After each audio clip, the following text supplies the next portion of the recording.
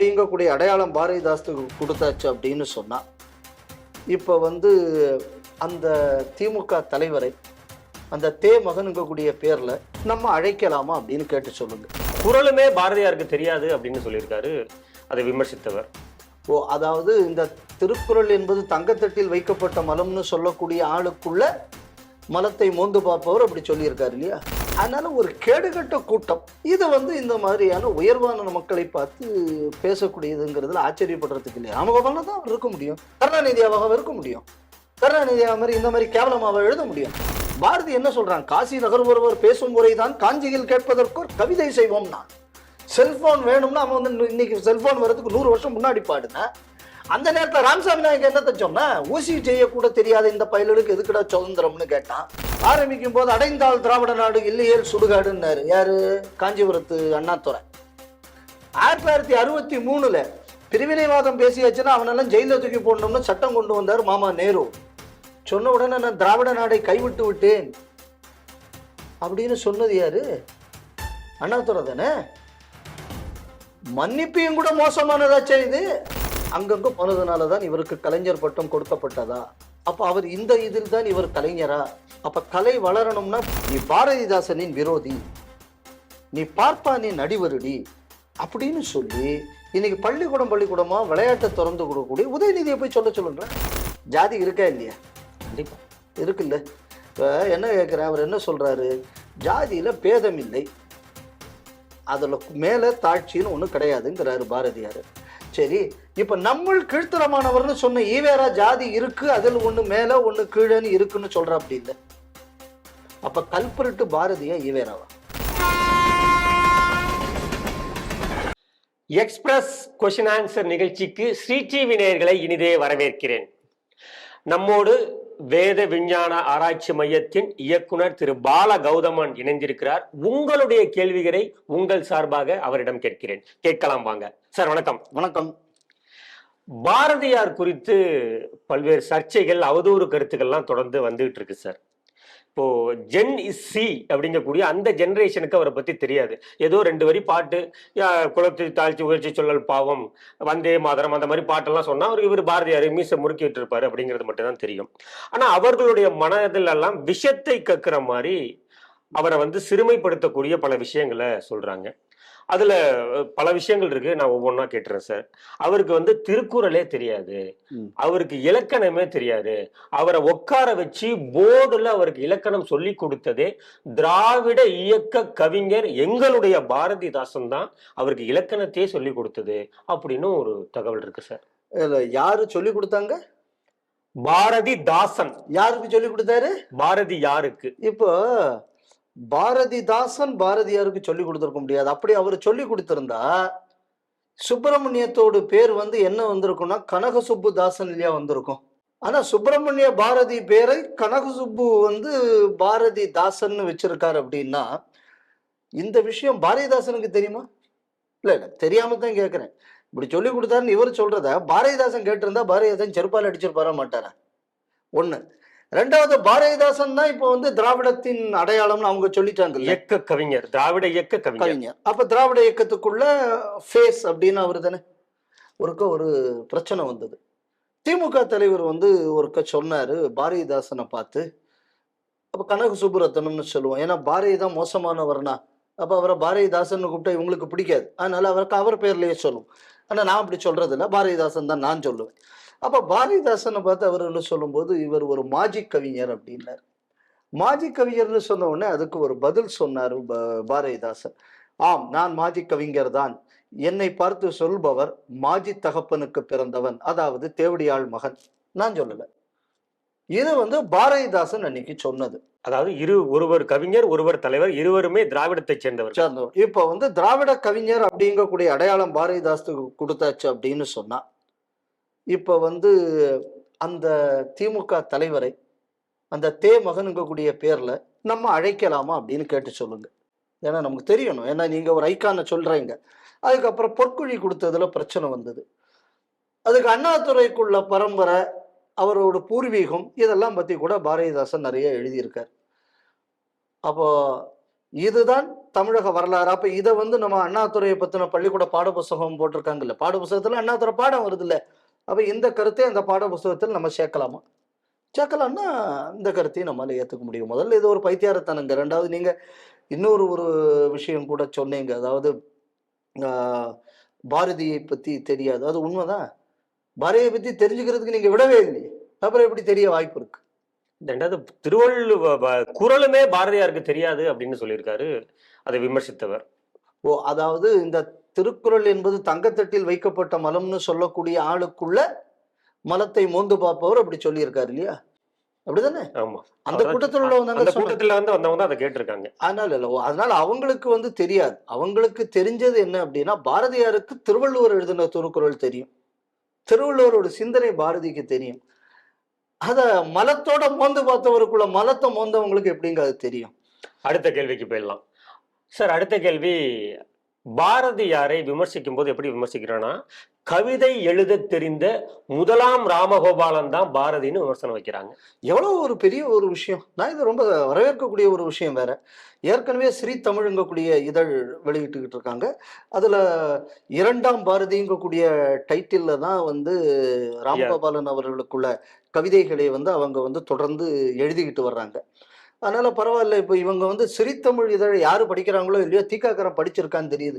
அந்த டைட்டில கூட திருடித்தான் போட்டிருக்கான் சிறித்தமிழ்ல இருந்து நம்மால புரிஞ்சுக்க முடியுது.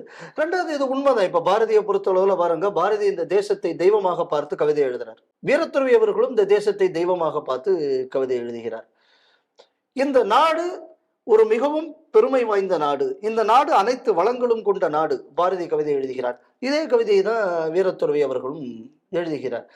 அதனால இதுல வந்து எந்த நம்ம சந்தோஷப்பட வேண்டிய விஷயம், பாரதி இவங்களும் ஒன்றாக இருக்கு அப்படிங்கக்கூடியது. இப்போ இன்னொரு விஷயம் பாருங்க, அப்ப இவர் எப்படி கவிதை எழுதணும் நீங்க எதிர்பார்க்கிறீங்க? இப்போ ஒரு சின்ன ஒரு உதாரணம் சொல்றேன். ஆஹ் கருணாநிதி சிஎம் இருக்கக்கூடிய நேரத்துல அவரே கேள்வி கேட்டு அவரே பதில் சொல்றது அவருக்கு வழக்கம். சில சமயம் இவரே கேள்வி கேட்க ஒரு ஆளை செட்டப் பண்ணி கேள்வி கேட்பார். அப்படி ஒரு பத்திரிகையாளர் இவர்கிட்ட போய் கேள்வி கேட்கிறார், இந்தியாவின் எதிர்காலத்தை பத்தி உங்களது அபிப்பிராயம் என்னன்னு கருணாநிதிட்ட. அதுக்கு கருணாநிதி அந்த நேரத்துல சொன்ன ஒரு பதிலை நான் சொல்றேன். நான் பிரிவி தேட்டருக்கு சினிமாவை பார்க்க போயிருந்தேன். அப்ப என்ன, நான் அங்க உள்ள ரெஸ்ட் ரூமுக்கு போயிருந்தேன். இப்ப ரெஸ்ட் ரூம்னா தான் தெரியும். இப்ப நான் மூத்திரப்பறைக்கு போயிருந்தேன்னு சொன்னான்னா அது எப்படி நீ சொல்லலாம்னு 10 பேர் கேட்பாங்க. அங்க போகும்போது அங்கே எழுதி போட்டிருந்தது, இந்தியாவின் எதிர்காலம் உங்கள் கையில் என்று அப்படின்னு சொல்லி இந்த ஆள் சிரிக்கிறார். அப்ப இந்தியாவின் எதிர்காலத்தை இவர் எதோட ஒப்பிடுறாரு அப்படின்னு நீங்க பார்த்துக்கணும். ஸோ அந்த கலைஞனோட நீங்க வந்து பாரதி எப்படி ஒப்பிட முடியும்? அதனால ஒரு கேடுகட்ட கூட்டம் இது வந்து இந்த மாதிரியான உயர்வான மக்களை பார்த்து பேசக்கூடியதுங்கிறதுல ஆச்சரியப்படுறதுக்கு இல்லையா? ராமகோபாலன் தான் அவர் இருக்க முடியும், கருணாநிதியாவாக இருக்க முடியும். கருணாநிதியா மாதிரி இந்த மாதிரி கேவலமாக எழுத முடியும். அது கருணாநிதியால தான் முடியும், பாரதியால முடியாது. அதனால பாரதி ராமகோபாலனும் பாரதியும் ஒரே கருத்தை கொண்டிருந்தார்கள், 2 பேரும் ஒரே மாதிரி இருந்தார்கள். அதனால நீங்க முதல் ராமகோபாலன் என்பது நாங்க 2ஆம் பாரதி அப்படின்னு சொன்னோம். இப்ப இவர்தான் முதல் ராமகோபாலன் அப்படின்னு சொல்லியாச்சுன்னா, எங்க வீரத்துறவி பாரதிக்கு ஒருபடி மேலாக இவர்கள் கொண்டு சென்றிருக்கிறார்கள். அது எனக்கு ஒரு சந்தோஷம் உண்டு. ஏன்னா பாரதி ஒரு பெரிய சுதந்திர போராட்டம் நடந்து கொண்டிருக்கக்கூடிய நேரத்தில் தேசத்திற்கான உணர்ச்சிகளை அப்படியே உமிழ்ந்தார் பாரதி.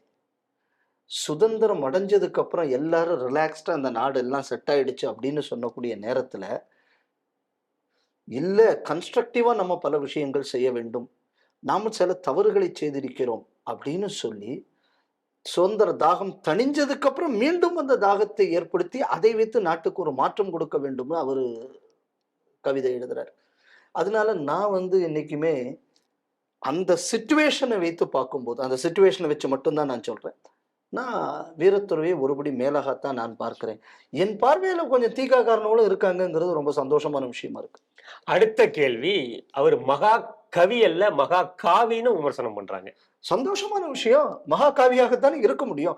மகாகாவியாக இருக்கிறதுனால தான் அவர் தேசபக்தனாக இருக்க முடியும். மகா கருப்பா இருந்தா வேணும் ஒண்ணுவான், ஏண்டா வெள்ளக்காரன் நீயே இந்த நாட்டை ஆண்டுட்டு போம்மா. பாரதி அப்படி சொல்லலையே, நீ வெளியில போகலையா சொன்ன. பாரதி என்ன சொல்றான், காசி நகர் ஒருவர் பேசும் முறைதான் காஞ்சியில் கேட்பதற்கு ஒரு கவிதை செய்வோம்னா. செல்போன் வேணும்னா அவன் வந்து இன்னைக்கு செல்போன் வர்றதுக்கு 100 வருஷம் முன்னாடி பாடுன. அந்த நேரத்துல ராமசாமி நாயக் என்னத்த சொன்ன, ஊசி செய்யக்கூட தெரியாத இந்த பயலுக்கு எதுக்குடா சுதந்திரம்னு கேட்டான். காவி இந்த தேசத்தை இப்படி பார்த்தது. காவி இந்த தேசம் பொட்டன்ஷியல் இருக்கிற தேசம்னு பார்த்தது. கருப்பு இல்லைன்னா நான் அதை காளின்னு சொல்லுவேன். காளி வெள்ளைக்காரனை நீயே ஆண்டுட்டு போய் எங்க நாட்டுக்காரன் முட்டா பையன்னு சொல்லி இந்த நாட்டிற்கு சிறுமைப்படுத்தியது, இந்த நாட்டுக்குள்ள பெருமித உணர்வை சீரழித்தது. அதனால வந்து காவி இருந்து காவி மட்டும்தான் இந்த நாட்டை பெருமையா பார்க்க முடியும். காளியாலையும் கருப்பாலையும் எப்படி பார்க்க முடியும்? ஆனா பாரதி காவி தான் நல்ல சரியான விஷயம் தானே. இப்ப என்ன அதுல என்ன தப்பு இருக்கு? அடுத்த கேள்வியாக, சாவர்க்கரை போல அவருமே ஆங்கிலேயர்களுக்கு பயந்து மன்னிப்பு கடிதம் கொடுத்து அரசியலில் இருந்து ஒதுங்கி இருந்தார் அப்படின்னு ஒரு விமர்சனத்தை வைக்கிறாங்க. பாரதி அரசியல்ல இருந்து என்னைக்கோ ஒதுங்கியாச்சு. காங்கிரஸுக்கும் பாரதிக்கும் ஒரு இது சரி. ரெண்டாவது பாரதியை வந்து கைது செய்யாத, பாரதி வரலாறு படிச்சா தெரியும். கைது அப்ப அவர் நான் எழுதி கொடுக்க மாட்டேங்கிறாரு. இல்ல, நீங்க வந்து இன்னும் செய்ய வேண்டிய பணிகள் நிறைய இருக்கு, முடங்கி விடக்கூடாது என்பதற்காக அவரை வந்து கன்வின்ஸ் பண்ணி இந்த கடிதத்தை எழுதி வாங்குறாங்க. ஆனா எழுதி கொடுத்ததுக்கு அப்புறம் பாரதி எங்கேயாவது போய் வெள்ளைக்காரா நீயே இந்த நாட்டை ஆளு, வெள்ளைக்காரன் வராட்ட இந்தியாக்காரனுக்கு எதுவுமே படிக்கத்து எழுத தெரியாது அப்படின்னு ராமசாமி நாயக்கமாரியா சொல்லிட்டு இருந்தாரு பாரதியார். அதுக்கப்புறமும் பாரதி சுதந்திரத்துக்கு தானே எழுதுனா. இது ஒரு ஸ்ட்ராட்டஜி. சரி, ஜெயிலுக்குள்ளே வாழ்நாள் முழுக்க இருந்திருந்தாச்சுன்னா இவ்வளவு கவிதை கிடைத்திருக்குமா, இவ்வளவு கட்டுரை கிடைத்திருக்குமா, இல்லைன்னா இப்படி நூற்றுக்கணக்கான சுதந்திர போராட்ட வீரர்கள் உருவாகி இருப்பார்களா? இது ஒரு மாஸ்டர் ஸ்ட்ரோக். இதைத்தான் வீர சாவர்கரும் செய்தாரு. ஆனா இந்த கூட்டம் தொடர்ந்து இதை சொல்றேன். இப்ப என் கேள்வி, இப்ப என்னோடது இன்னொரு கேள்வி என்ன வருது அப்படின்னா, 1930 வந்து சட்ட மறுப்பு இயக்கத்தை காங்கிரஸ் அறிவிச்சது, பூர்ண சுவராஜையும் சேர்த்து அறிவிச்சது. 1934 பின்வாங்கிச்சு. அப்ப காந்தி வெள்ளைக்காரனிடம் படிந்து விட்டார் சொல்லுவீங்களா? வெளியனே வெளியேறு இயக்கத்தை ஆரம்பிச்சாங்க 2வது உலக போர் நேரத்துல. உலகப்போர் முடியக்கூடிய காலத்துல வெள்ளையனே வெளியேறு இயக்கத்தை காங்கிரஸ் பின்வாங்கியது. அப்ப வெள்ளையன் வெளியேறவே இல்லை. அப்ப இந்தியாவுக்கு சுதந்திரம் கொடுக்கறதாக நான் வந்து எந்த ஒப்பந்தமும் கையெழுத்து போடவும் வரல. அப்ப காந்தி வெள்ளைக்காரனிடம் படிந்து விட்டார் சொல்லுவீங்களா? அது ஒரு ஸ்ட்ராட்டஜி.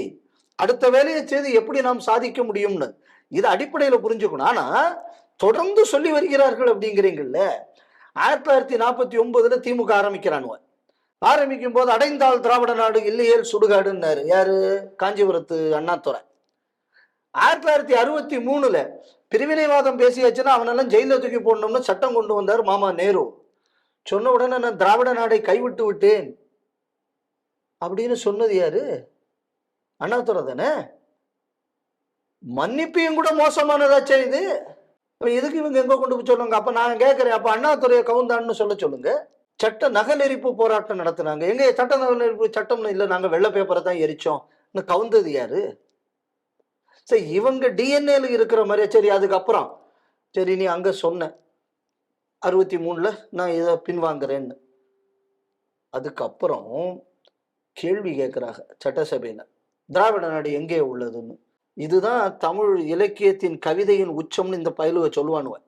என்னன்னா, பாவாடையை தூக்கி நாடாயை கழட்டிப்பார், உள்ளே இருக்கிறது திராவிட நாடு. அதாவது ஃபைலுக்குள்ள திராவிட நாடு இருக்கு, அதனால இனிமே அதை பத்தி பேசாதேன்னு. அப்ப தாம் பின்வாங்கியதை பயந்து தொடர்ந்து இன்று வரை பின்பற்றி வரக்கூடியது திமுக. எழுதி கொடுத்துட்டு வெளில வந்த பாரதியோ, எழுதி கொடுத்துட்டு வெளியில வந்த சாவர்கரோ இல்லை அப்படின்னு சொல்லியாச்சுன்னா, சட்டமறுப்பு இயக்கத்தை பின்வாங்கிய காங்கிரஸோ, இல்லைன்னு சொன்னா வெள்ளையனே வெளியேறு இயக்கத்தை பின்வாங்கிய காங்கிரஸோ பிற்காலத்தில் தொடர்ந்து அந்த வேலையை வேற வழியில் செய்து கொண்டு தானே இருந்தார்கள். ஸோ ஒண்ணுக்கு ஸ்ட்ராட்டஜி ஒண்ணு, இன்னொன்னு அதள பாதாளத்தில் கவுந்து விழுந்தது. அந்த 23ஆம் புலிகேசியில வரும் பாருங்க, இந்த 2 எடுப்பு வரும்ல, இந்த புலிகேசி அப்படியே அந்த வல்லவராயன் காலில் விழுவான்ல, அந்த மாதிரி விழுந்தவன் ஒரு யுக்தியோட தனக்குள்ள ஒரு விஷயத்தை படைப்பதற்குள்ள அந்த யுக்தியை பத்தி இவன் பேசுறான். உலகத்தில் இதையும் கூட ஒரு முட்டாள்தனமான கூட்டம் இருக்க வாய்ப்பு இருக்காங்க. அடுத்த கேள்வியாக, மகாகவி பாரதியை வந்து இப்படி இழிவுபடுத்த முடியாதுமான்னு எனக்கு தெரியல. இப்படி கையை தட்டி அவர் ஒரு கஞ்சா பார்ட்டி, அதனாலதான் அவருக்கு இவ்வளோ கவிதை எழுத வந்தது அப்படின்னு ஒரு விமர்சனத்தை வைக்கிறாங்க. இப்ப நான் இன்னொரு ஒரு கேள்வி கேட்கிறேன். வனவாசம்னு ஒரு புஸ்தகம் வந்திருக்கு, கண்ணதாசனோடதுல. அதுல கருணாநிதி எங்கெல்லாம் போனார்னு ஒரு லிஸ்ட் வருது. அதே மாதிரி ஜவஹரிசம் சுப்பிரமணியத்தை கைது பண்றாங்க. கைது பண்றதுக்கு என்ன காரணம் அப்படின்னு சொன்னா, கருணாநிதிக்கு ஒரு குழந்தை ஒன்று பிறந்து இருக்கு, பெண் குழந்தைன்னு அவர் எழுதுறாரு. அப்போ அதுக்கு அவர் மேல மான நஷ்ட வழக்கு போட்டு அவரை ஜெயில்ல தள்ளுறாங்க. அப்புறம் அந்த கனிமொழிங்கிற குழந்தை தான் என் பொண்ணுன்னு பிற்காலத்துல கருணாநிதி சொல்றாரு. அப்ப இவருக்கு கலைஞர் பட்டம் என்பது கொடுத்ததுக்கு காரணம் அங்கங்க போனதுனால தான் இவருக்கு கலைஞர் பட்டம் கொடுக்கப்பட்டதா? அப்ப அவர் இந்த இதில் தான் இவர் கலைஞரா? அப்ப கலை வளரணும்னா கூத்தியாளோட எல்லாம் இருக்கணும் என்பது வந்து அடிப்படை விதியா? அப்படிங்கிற கேள்வி இப்ப நம்மளும் கேட்கலாம்ல, கேட்கணும்ல. சரி, பாரதி பல கவிதையை எழுதினா. பாரதி எழுதிய கவிதையில தமிழ் வளர்ந்தது, சமூக மாற்றம் பிறந்தது, விடுதலை வேட்கை வளர்ந்தது. அவன் எப்படி இருந்தா என்ன, அவனால உனக்கு வந்து நல்ல முடிவு தானே வந்திருக்கு அந்த கவிதையினால. ஒரு கஞ்சாவை அடிச்சா என்ன, எதை அடிச்சா உனக்கு என்ன? இப்ப நான் கேட்கிறேன், சாராய கடையை நீ திறந்து விட்ட, இன்னைக்கு எவ்வளவு வீட்டுல தாலி இருந்திருக்கு? பாரதி கஞ்சா குடிக்கு, பாரதினால எவனா கஞ்சா அடிச்சானா? பாரதியால இதெல்லாம் நல்லது தானே நடந்தது. ஒன்னால நடந்தது ஊர்ல அப்படி பேரும் தாலி எடுத்தாங்களே. அதனால அப்ப இந்த கேள்விக்கு வந்து அவங்க என்ன பதில் வச்சிருக்காங்கன்னு ஒண்ணு கேட்டு சொல்லுங்களேன். அடுத்த கேள்வியாக, நிறைய பாடல்கள் எழுதியிருக்காரு, சாகா வரம் பெற்ற பாடல்கள். அது யாரையோ ஒரு குறிப்பிட்ட சமூகத்துக்காக அவர் எழுதல, அது பொதுவாகத்தான் அவர் எழுதியிருக்கணும் கண்டிப்பாக. அப்போ காலை பாப்பாக்களுக்கு சொல்லும்போது, காலை எழுந்ததும் படிப்பு, பின்பு கனிவு தரும் நல்ல பாட்டு, மாலை முழுவதும் விளையாட்டு. இதை வந்து அவரு அவங்க ஜனங்களுக்கு தான் சொல்லிட்டு போயிருக்காரு, நம்ம ஜனங்களுக்கு அவர் சொல்லல அப்படிங்கிற மாதிரியான விமர்சனத்தையும் வைக்கிறாங்க. தீகாக்காரன் தீகாக்காரங்க அப்படி சரி, சொல்றாங்க. அப்போ ஒண்ணு பண்ண சொல்லுங்க. அந்த விமர்சனத்தை வச்சவன நேரா போயிட்டு, நீ ஒரு பார்ப்பன அடிமை அப்படின்னு சொல்லி உதயநிதி ஸ்டாலினை போய் சொல்லுங்க. அவர் தான் இப்ப பள்ளிக்கூடமா வந்து ஒரு விளையாட்டுத்துறையை வளர்க்கணும்னு கிளம்பியிருக்காரு. நீ பாரதிதாசனின் விரோதி, நீ பார்ப்பானின் அடிவருடி அப்படின்னு சொல்லி இன்னைக்கு பள்ளிக்கூடமா விளையாட்டை திறந்து கொடுக்கக்கூடிய உதயநிதியை போய் சொல்லுங்களேன். உதயநிதி பார்த்தானே பண்ணிக்கிட்டு இருக்காரு. அப்ப உதயநிதி அப்ப நான் பார்ப்பன அடிமையா அப்படின்னு சொல்லுங்க. தைரியம் இருக்கா?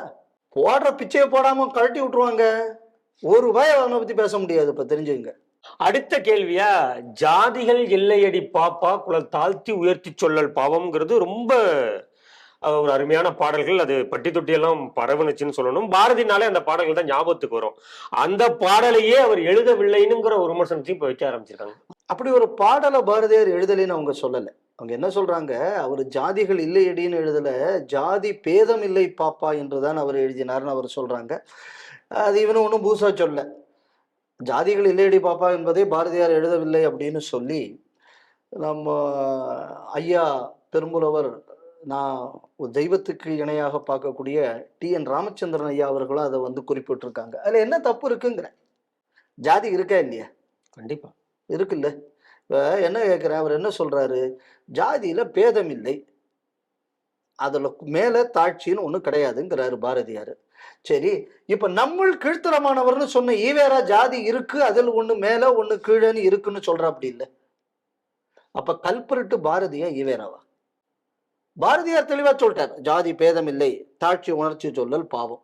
ஈவேரா என்ன சொல்ற அப்படி, நமக்கு இப்பொழுது 4 எதிரிகள், அதில் நம்மள் கீழ்த்தரமானவர் ஒரு எதிரி, பறையனும் பள்ளனும் படிச்சதுனால தாண்டா வேலையில்லா திண்டாட்டம் வருது.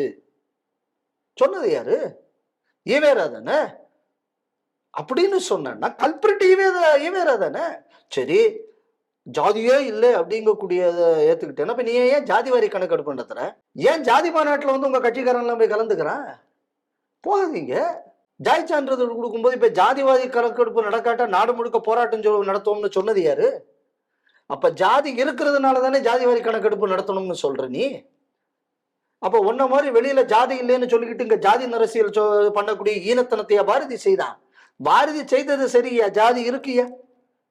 அதுல உயர்வு தாழ்வு கிடையாது. தைரியமா சொன்னா, உன்ன மாதிரி ஜாதி இல்லைன்னு சொல்லி போட்டு ஜாதி கணக்கு நடத்துதுங்கிறது, அதுக்கப்புறம் அவன் என்னோட கீழ்த்தரமானவன்னு சொல்றது, இந்த மாதிரியான ஈன செயலை பாரதி செய்யலையே. அதனால இப்ப பாரதி சொன்னதுல என்ன தப்பு இருக்கு?